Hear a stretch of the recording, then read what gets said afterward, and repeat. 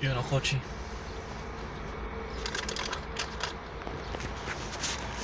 Toma! Povestește-ne cum e să sugi pula!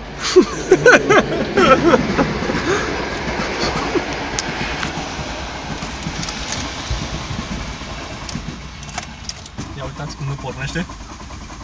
Ne facem de căcat. Da.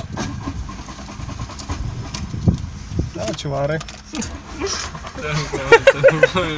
Povestește-ne cum e să nu-ți pornească mașina, Sebi.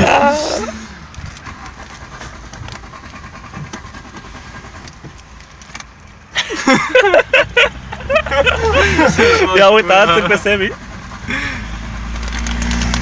Tot nu pornește, tot nu pornește. Cum e că nu ne claxonează nimic? Pune mama. Până să faci.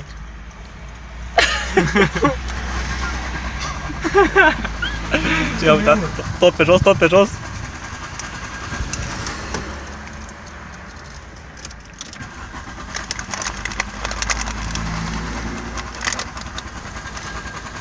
Ia să lasă bariera.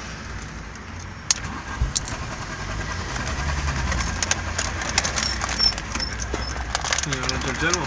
Ia.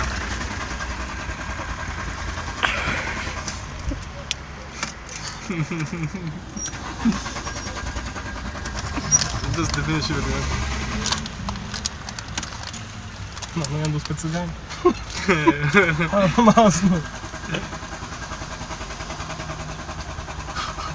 Acum să vină ei și te zice, bă.